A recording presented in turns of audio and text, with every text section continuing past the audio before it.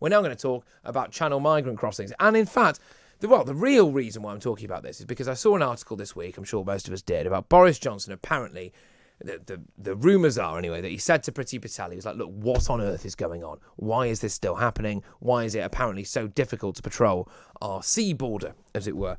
And I'm a bit sick and tired of talking about this, and possibly you're a bit sick and tired of listening to it as well. So I thought maybe I could just get someone on who can just essentially write a government policy for us live on air. What actually just needs to happen? Then we can put it to bed, we can move on, and this is something that we can actually go, instead of kind of picking it apart piece by piece, we can go, look, here's a policy, Boris, why not have a bit of this? And who better to go for? Who better to go for than Chris Hobbs, former Met Police Border Control Officer. Good morning, Chris, how are you? Very flattering. I hope I live up to the hype. Yeah, you better be good now, otherwise we'll obviously have to cut you now. I'm checking. So look, I mean, you've obviously heard that. I mean, what actually needs to happen in terms of how do we now actually successfully patrol our border, i.e. the Channel?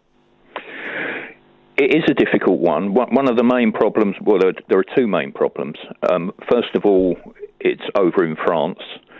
No matter what agreements, you remember all these meetings that have been held over the years between our Home Secretary and their French counterpart, and there has been no solution. There does need to be better cooperation. I do know, or I'm told, that the French police on their side are sick to death of patrolling the coastline. They feel that they have more than their fair share in France that they have to deal with in terms of migrants, asylum seekers. And why should it be that they would stop people or make the effort to stop people who just want to take that extra step and come to the UK? So despite tales of cooperation and the fact they do, there's some smuggling links, as it were, have been broken. Traffickers have been arrested, but by and large, there's a distinct lack of enthusiasm from the French. And if we push them too hard, let's remember we've also got our immigration controls that do play a massive part in stopping people coming to the UK on French soil. Now, heaven forbid, if the French ever turn around to say, right, we're scrapping these, we don't want these anymore, then we would have to cope with everything at places like Dover, and we would be in real trouble. So it's a very difficult balance to take. Ultimately, it's all about smashing the human smugglers. Right, now this is a good point. This is a good point, right? Because I do not understand, and I imagine you might be about to enlighten me, but I do not understand how it is so difficult to smash the human trafficking rings. If you think about when we had coronavirus, which came out of nowhere, right? Well, or a lab in Wuhan, depending on which way you look at it, and we managed as a species of human being, we managed to, within a year, the full might of our human capacity allowed us to come up with a vaccine, distribute that vaccine, and essentially knock coronavirus out of the park, fingers crossed. How on earth can the full might of, Europol, Interpol, etc., not find out who these human trafficking gangs are and stop it? How can we not do that? It is a difficult one because a lot of the trafficking gangs are, as it were, based in countries that are almost beyond the reach of ourselves. So we may be talking about countries such as Iran, Albania, and their networks actually stretch right the way across Europe. And yes, you can sort of cut off some heads, as it were, and you can take out the foot soldiers. The ones who are arranging this across Europe.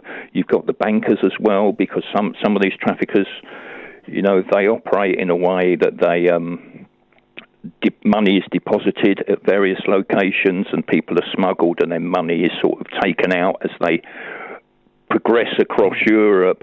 And it's a very, very complicated picture to actually sort out. And it would need a massive international effort. It is doable, but that's the point. Why aren't we? Yes, it is a massive international effort. Should we not make the effort? Well, we should, and it is a question, isn't it, about international police cooperation. We've had Brexit, which means we've lost access now to a lot of databases, which is unfortunate. You've got politics playing a game. You really need countries like Russia to come in and assist us and help out, or assist generally European policing. But everyone's really looking at themselves first, and really, at the end of the day, I fear that this basically isn't going to happen anytime soon. I mean, we've got the G7, haven't we? There's a great opportunity there to forge some international cooperation. There is international cooperation, but the bottom line is it's not enough, and it is failing, as we see with people who are not just coming across in boats. We've also got a real problem at our airports.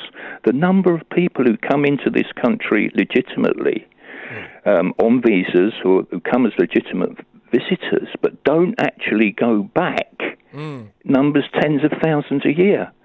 So again, we've got a huge problem there in terms of people coming to the country who stay here illegally. And when you look at the numbers of Home Office enforcement who are there to actually enforce what goes on, their numbers are woefully inadequate anyway. So really it needs a massive rethink across the board and basically across Europe and other countries as well, if we're going to get anywhere near solving this problem. Right, in the meantime, we've hit on a few things here. We've hit on a few things, and I think this is good. So we've already basically gone like, right, okay, the main thing that we need to do is an international effort, and why can't Britain lead the way on this? I suppose this will be a good way of reintegrating ourselves with our European friends, enemies, friends, wouldn't it? To lead the way in smashing the human trafficker gangs. That's number one in a sense. Also, of course, we need to, I think you alluded to there, basically have more staff, more border officers, more people they're tasked with actually essentially controlling this stuff. What else really needs to happen? What practical things can we do? Do we just put more boats in the channel? Do we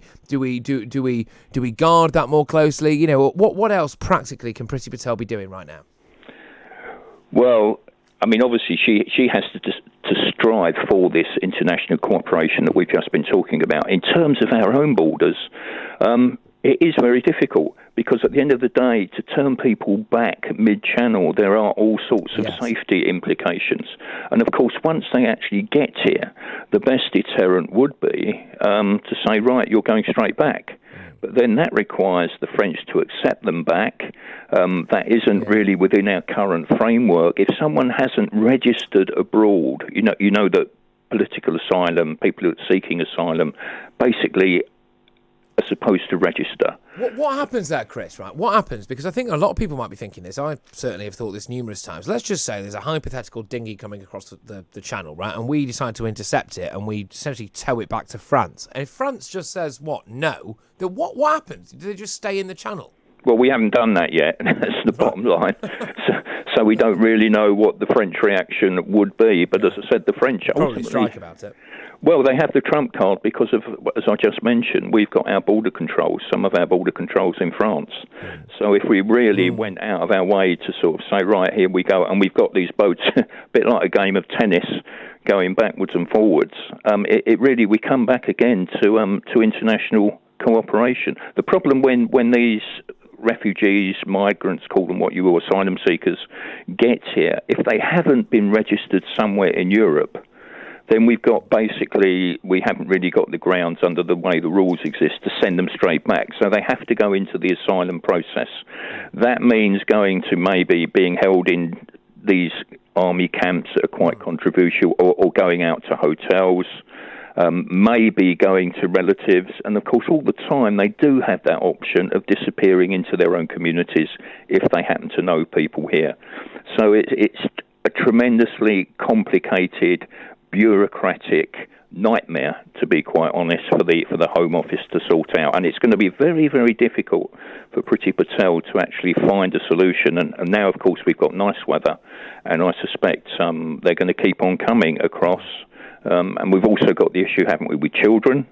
Yes. With Kent, Kent are just overloaded. They can't place all the children they got, and now the government are trying to say to other authorities, take your share. But of course, all the other authorities have got tremendous problems with children in care, haven't they? You remember these reports where children are in unsupervised accommodation, liable to predators, liable to county lines, because there's no suitable accommodation for them. So local authorities are already under pressure, and Priti Patel is saying, well, look, you need to take the pressure off of Kent. So tremendous problems across the board, to be quite honest, and no easy solutions, sadly.